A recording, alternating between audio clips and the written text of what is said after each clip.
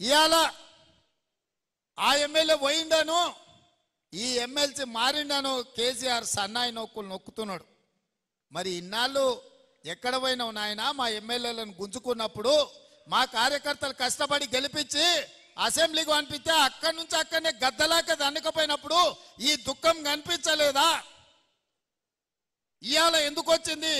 ఎన్నికైనా నెల తిరగక ముందే ఈ ప్రభుత్వాన్ని పడగొడతాం, ఈ ప్రభుత్వం పడిపోద్ది అని చెప్పి బీజేపీ వాళ్ళు బీఆర్ఎస్ వాళ్ళు ఒక్కటై కుమ్ముక్కై మన ప్రభుత్వాన్ని పడగొట్టాలని చూసిరు. ఈ ప్రభుత్వం ఉండనే ఉండదు, 3 నెలలు కూడా ఉండనీయమని చెప్పి బీజేపీ వాళ్ళు బీఆర్ఎస్ వాళ్ళు మాట్లాడలేదా? ఇవాళ అక్కడి నుంచి ఈ భూమి మీద బీఆర్ఎస్ఏ ఉండదు, పాతాళానికి పోయిందనే పరిస్థితి వచ్చింది. కాంగ్రెస్ పార్టీ కార్యకర్తలతో పెట్టుకుంటే నీ పార్టీకి పుట్టగతులు ఉండవని నేను ఆయల్లో చెప్పిన. మా కార్యకర్తలు ఉసురు తలిగింది కేసీఆర్, నీకు వాళ్ళ ఉసురు తలిగి దుమ్ము కొట్టుకపోతావు. నీకింక రాజకీయంగా మనుగడ లేదు. ఇప్పటికైనా నువ్వు అర్థం చేసుకొని ఈ తెలంగాణ రాష్ట్రాన్ని సోనియా గాంధీ గారు ఇచ్చిండ్రు, ఈ తెలంగాణ రాష్ట్రాన్ని అభివృద్ధి పదం వైపు నడిపించాలని మేమందరం కష్టపడుతున్నాం. ఇప్పటికైనా తెలంగాణ సమాజానికి క్షమాపణ చెప్పి అభివృద్ధి కోసం కష్టపడుతున్న కాంగ్రెస్కు అడ్డుపడకుండా చేతనైతే సహకరించు, చేత కాకపోతే ఆ ఫామ్ హౌస్లో పడుకొని ఏడువు తప్ప ఇంకా కాళ్ళ కట్టెబెట్టాలని తండ్రి కొడుకులు మామ అల్లుళ్ళు చూస్తున్నారు.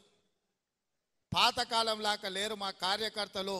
ఎవడైనా ఈ ప్రభుత్వానికి కాళ్ళ కట్టెబెట్టాలని చూస్తే ఈపులు విమానమూతం అవుతాయని చెప్పి నేను ఈ సందర్భంగా చెప్పదలుచుకున్నా. తన దాకా వస్తే కానీ తెలియదు అన్నట్టుగా ఇవాళ కేసీఆర్ దాకా వస్తే కానీ కేసీఆర్కు తెలుస్తలేదు. ఇవాళ ఢిల్లీకి పోయి 4 రోజుల నుంచి హరీష్ రావు కేటీఆర్ మోడీ చుట్టూతా పిల్లి తిరిగినట్టు తిరుగుతున్నారు. ఏదో ఒకటి చెయ్యి మమ్మల్ని ఎట్లన్నా కాపాడు అని. కాంగ్రెస్ పార్టీ కార్యకర్తల్ని సతాయించినోడు ఎవడైనా లెక్క చెప్పాల్సిందే. ఇవాళ వంతు కేసీఆర్కి వచ్చింది అని చెప్పి నేను సందర్భంగా తెలియజేస్తున్నా. అందుకే మిత్రులారా, ఇవాళ ఈ వేదిక మీద నుంచి తెలంగాణ రాష్ట్రంలో ఉన్న నిరుద్యోగ యువకులకు నేను ఒక మాట చెప్పదలుచుకున్నా.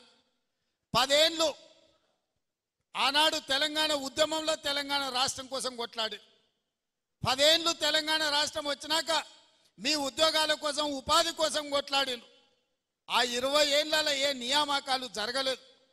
కానీ కాంగ్రెస్ అధికారంలోకి వచ్చిన వెంటనే 90 రోజుల్లో 30,000 ఉద్యోగ ఖాళీలు భర్తీ చేసి నిరుద్యోగ యువకులకు ఉద్యోగాలు ఇచ్చింది కాంగ్రెస్ పార్టీ కాదా? మాకు తెలుసు ఆ బాధ ఏందో. ఉద్యోగాల కోసం పిల్లలు ఎట్లా కష్టపడుతున్నారో తెలుసు కాబట్టి 90 రోజుల్లో 30,000 ఉద్యోగాలు ఇచ్చినాం. ఇదే కాకుండా ప్రభుత్వ ఉద్యోగస్తులకు ఎప్పుడు జీతం వస్తుందో తెలియని పరిస్థితి నుంచి ప్రతి నెల 1వ తారీఖు నాడు ఇవాళ ప్రభుత్వ ఉద్యోగస్తులకు జీతభత్యాలు ఇచ్చే పరిస్థితి కాంగ్రెస్ పార్టీ తీసుకొచ్చింది. ఇదే కాదు, డిఎస్సి నోటిఫికేషన్ గ్రామాలలో